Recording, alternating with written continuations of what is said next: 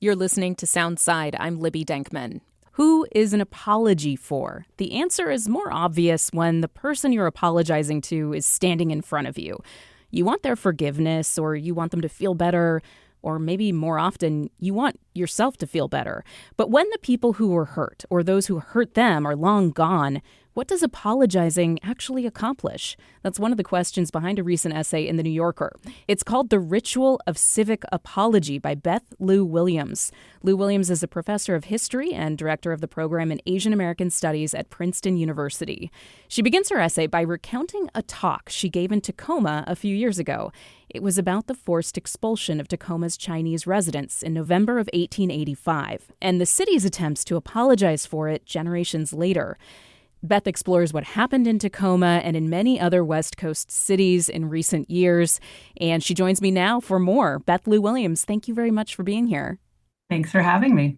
So you originally came to Tacoma in the course of researching your book, which is called The Chinese Must Go: Violence, Exclusion, and the Making of the Alien in America. So if folks who are living here in the Puget Sound region don't know the history, can you tell us what happened in Tacoma in 1885? Yeah, in Tacoma in 1885, the Chinese were expelled.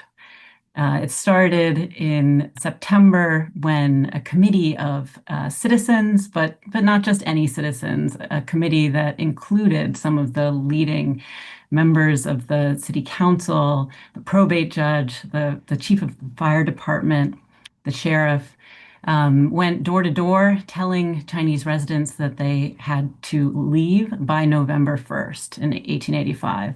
And then when they did not all leave, I think hundreds of them did leave before that deadline, but about 300 remained after November 1st, and they were expelled 2 days later on November 3rd.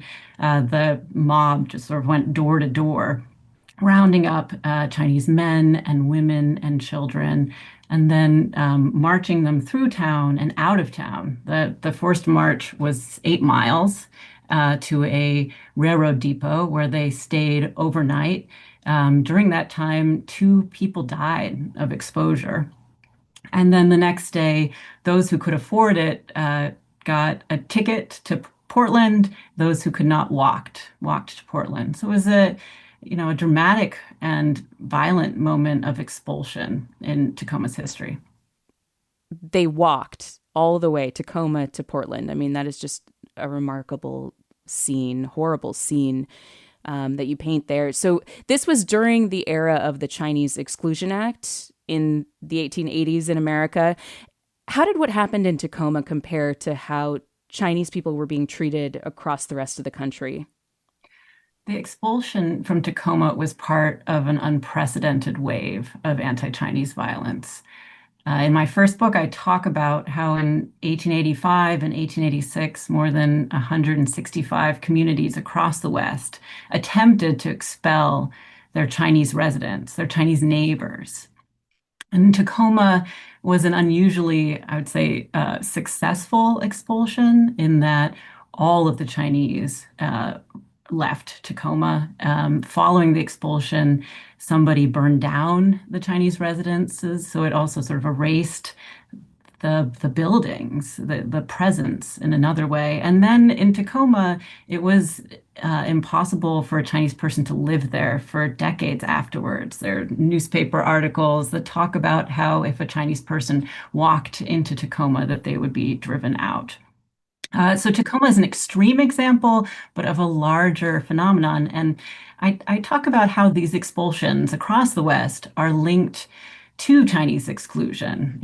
These local acts of violence were a form of political expression, that made the argument for why Chinese immigrants should not be allowed to come into the country, why Congress needed to pass Chinese exclusion to keep them out.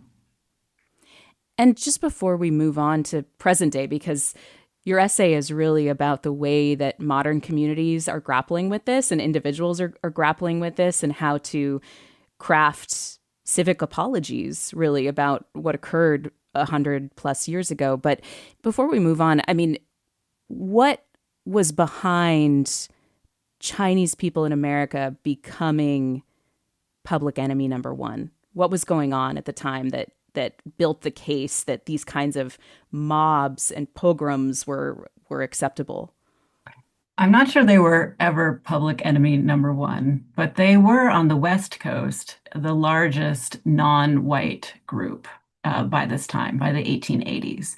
And so I think they really were seen as the racial menace on the West Coast. They were seen as the immigrant menace of the West Coast. And there were arguments that they were taking white people's jobs, that they were inherently servile, and that they could never assimilate, they could never become American. And that was literally true because of the laws. There were laws against Chinese naturalizing and becoming US citizens. So you start your essay by describing what happened when you were in Tacoma for a talk. You were going to give this talk about the expulsion that had happened there.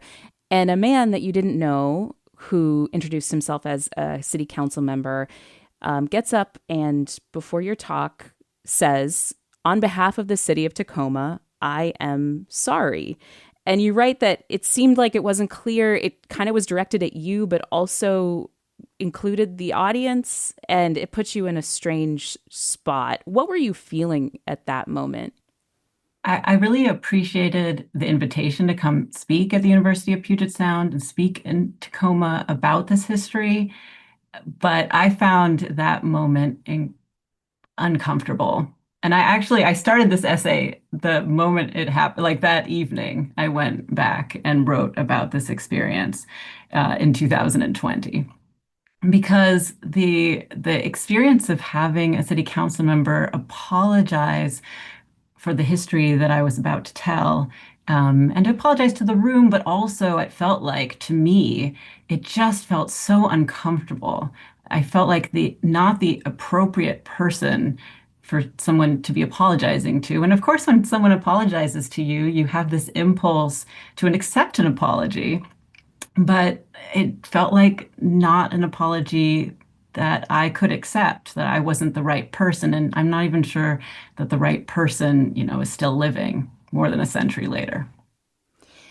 But this wasn't a unique experience. I mean, the way that it was done in front of a crowd of people was different. But as you were researching this book about Chinese expulsion across the West Coast, you're in archives, you're in libraries, and you say that this happens all the time, that people chose you to sort of be an avatar to apologize to for what had happened to Chinese people in America. I mean, what do you think was behind that? In the course of my work, I go to a lot of archives where there are not current day Chinese communities. In California, this is a lot of the places that were gold rush towns, but are now, there's been a century since there have been any Chinese there. There's no Chinatowns in these places. And I think that when I walk into an archive, the archivists or volunteers don't know quite what to say. They know, having looked at these documents, that this is a really ugly, violent history, that the Chinese faced everyday violence, not just, mass expulsion, and that they were not welcome, and that there's, aggressive racial slurs in the documents that I look at. And I think that it makes people viscerally uncomfortable to hand this material to me. And so I get a lot of apologies. And again, it feels really uncomfortable, even though I know that what archivists and volunteers are trying to do is to acknowledge this really hard history. And we should say that it's probably not an apology that would happen if it was a white researcher who was looking at these documents. I mean, it seems to be partially your heritage that is prompting that apology. Is that accurate? Yeah, I think so. I'm a fifth generation Chinese American, and I think that having to hand these documents to me is particularly difficult for researchers. And there just are very, very few Asian American archivists. I think I encountered one, and it was actually outside of Seattle. Hmm.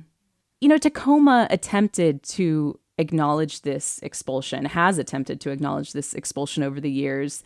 There had been attempts to identify relatives of those who were driven out of town. That was unsuccessful.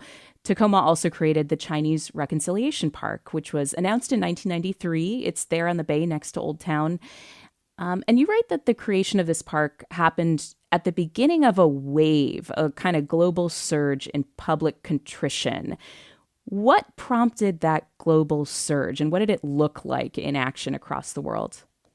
It's really an impressive history. I think historians have argued that it started in Australia with movements to apologize to Aboriginal communities there.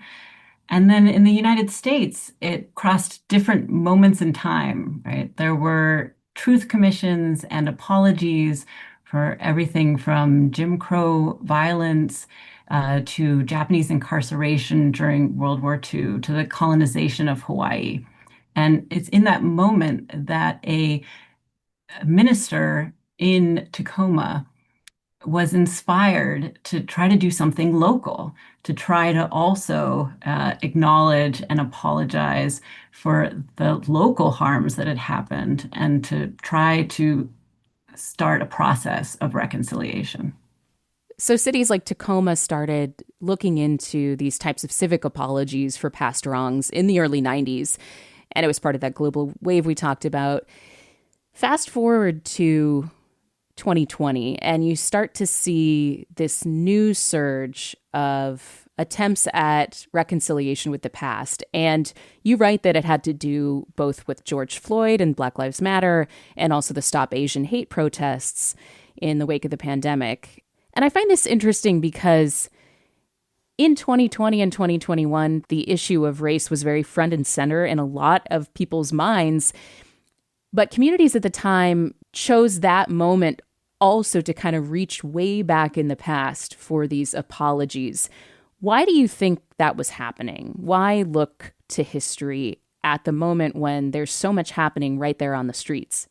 I think the early 2020s, there was a moment of what people have called racial reckoning, where people were trying to think through the past discrimination and present discrimination against Black people. And then as there was increased violence against Asian communities and racism against Asian communities in the wake of the pandemic, and then the shooting and the spa shootings in Atlanta that left 6 Asian women dead. I think that there was an attempt to sort of borrow from the energy of the Black Lives Matter movement to also try to address the past traumas of the Asian community. And I think that this was a really difficult thing to do. It was difficult to talk about the relationship between these different forms of racism. It was difficult to talk about what is the discrimination against Asians today? What is their place in our society? Have they been able to find belonging or not? And I think that at this difficult moment, cities started to turn backwards, thinking back more than a century to past moments, because in some ways, the history felt safer to talk about. The lessons of history felt safer. You could sort of point towards a moment when the Chinese were expelled in Antioch, California, when Chinatown was burned down there, or similarly when Chinese were lynched in Los Angeles. And when the city in Antioch and Los Angeles, and also in San Francisco and in Denver, in San Jose, made apologies in that moment in 2021, 2022, I think they were trying to reach back to a moment when they thought that race in America was simpler. It was a simpler story of sort of white oppression and Asian victimhood. And that by imagining that as simple and apologizing for it, they thought that they could talk about the trauma of our communities, the ongoing tensions, the discrimination, and also people's belongings in our communities without having to fully engage with what was happening in that current moment. So it was almost like addressing racism, but with a slightly easier entry point and without the messiness of modern day. Yeah, of course, the past was just as messy, right? And that's one of the ways in which cities get into difficulty in this process. I write about the simplification of the history that happened in Antioch, which I think was not intentional, right? It was just that the local historians, local volunteers didn't fully know this history. The city didn't fully know this history. That was where they said there were tunnels that Asian Yeah, people were using and Chinese people were using, and it was probably not true. yeah, that there were tunnels, that there was a law, a sundown law in 1851 that meant the Chinese couldn't go out after dark. I think that that's memory, that's lore about the past. It represents something real, which is that Chinese people had reason to not feel safe in Antioch, and that the Chinatown Antioch was burned to the ground and people were expelled in 1876. So there's an element of reality there, but it's not the literal history. It's just memory. When it comes to apologies, and especially civic apologies, there is discomfort about past wrongs. There is a desire to tackle current traumas in a way that is accessible and maybe less controversial. There's a desire to make things better. It's understandable that people would want to attempt apologies like this, even if it is a little misplaced or a little awkward. Is there value in these exercises, do you think? Or is there a danger that they are a little hollow and flattening of the historical record? I think there is value in these apologies. I mean, in my piece, what I was trying to do was say these things are really complicated. And they're made more complicated because in many of these communities, there are no descendants, right? There's not a Chinese American community in Tacoma that is descended from the expulsion. And so some of the models for apology and reconciliation that a place like Tacoma was drawing on. For example, apologies to Aboriginal peoples in Australia. There's a descendant community there that you can be in conversation with. And so there's something particularly difficult about the lack of a descendant community in many of these places. But I don't want to focus on just what goes wrong in apologies, because I think that they are meaningful. That any moment when a community looks back at its history and tries to recover the experiences of past people, especially marginalized people, is meaningful. And even that, what they did in Tacoma with the apology, it wasn't empty. The city of Tacoma put $25,000 into the effort to build a park. And then they did so over years, working to build this park. And you can visit it now. And I encourage people to do so. I find the project, the process of putting this together, the community coming out, the city coming out, people putting up the money, working over years, planning it out. It's a beautiful and meaningful thing. The park itself, I find unsettling because, when you walk in, there's a sign that says your journey to reconciliation begins here. And you only have to walk a few hundred feet and then you're through the whole journey. Just there's something uncomfortable about that. The pagoda that's there is advertised as a site for weddings. There's something deeply uncomfortable about that. There's also the garden looks nothing like what Chinatown looked like in Tacoma. There's something very different about this sort of ornamental Chinese garden compared to the wooden shacks that were Chinatown. All of these things are uncomfortable to me, but it doesn't mean that these communities shouldn't draw attention to these histories.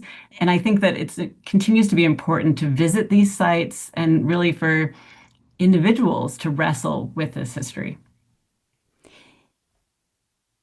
This year, we have seen the Trump administration make a number of moves to censor historical information. We are looking at the ways that the administration is asking for the removal of Smithsonian exhibits, removal of signage at national parks, especially when it comes to slavery. There has been a continuous battle to remove improper ideology. You know, the vibe, and President Trump has put on social media basically that these institutions focus too much on how bad slavery was, and they need to be more focused on how amazing America is. It feels like we are in this moment that is so different from the idealistic 90s where, you know, people were maybe a little overconfident in their ability to tackle these incredibly complex issues with apologies, but they were trying. And now even the raising of past historic wrongs in today's day and age in some corners is seen as anti-American. I mean, what do you think about where we're at right now? There has been incredible change.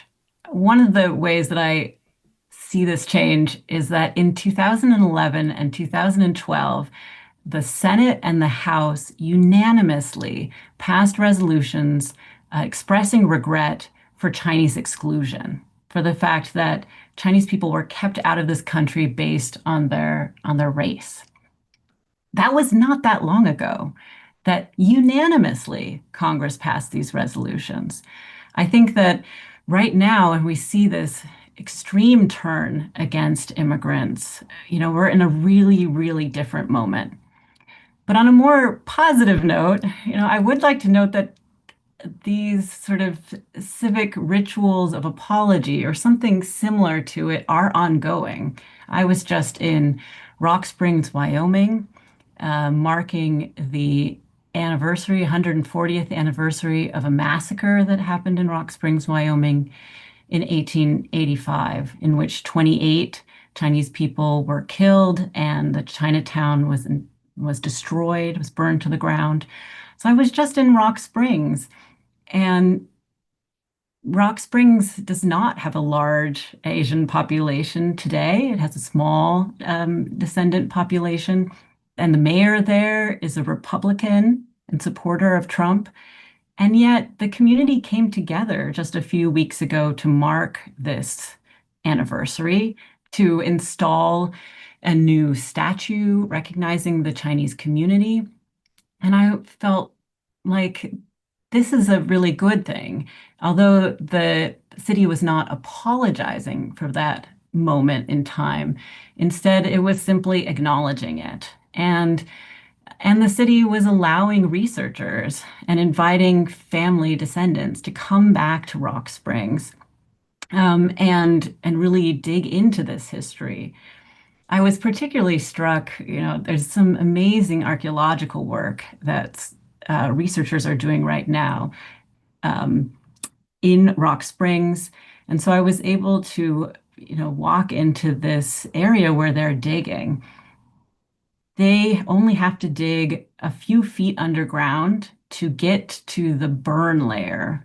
It looks like a charred layer of wood and earth that allows you to see the moment that the Chinatown was burned to the ground during this massacre. I mean, the history is just under the surface there. And I think that it's moments like this when a city comes together and recognizes this history that, you know, we can unearth that burn layer, look it in the eye, and talk about this history together. Beth Lew-Williams is a professor of history and director of the program in Asian American Studies at Princeton University. Her new book is John Doe Chinaman, A Forgotten History of Chinese Life Under American Racial Law. It was published in September. Professor Lew-Williams, thank you very much for being here and for the conversation. Thanks for having me. You're listening to Soundside. I'm Libby Denkman. Coming up next, Seattle fashion. For some, it evokes eye rolls. For some, cringes. Others are proud of our crunchy outdoor aesthetic. We're going to talk about it. And for that, Soundside producer Maliha Syed will be leading our next conversation. That's coming up next, right after this short break on KUOW. Thanks for listening to Soundside. This show is only possible because listeners support us. If you're able to give right now, please check out the show notes for a link to donate. And don't forget, you can listen live on KUOW 94.9 FM Seattle at noon and 8 p.m., Monday through Thursday, or anytime online at KUOW.org.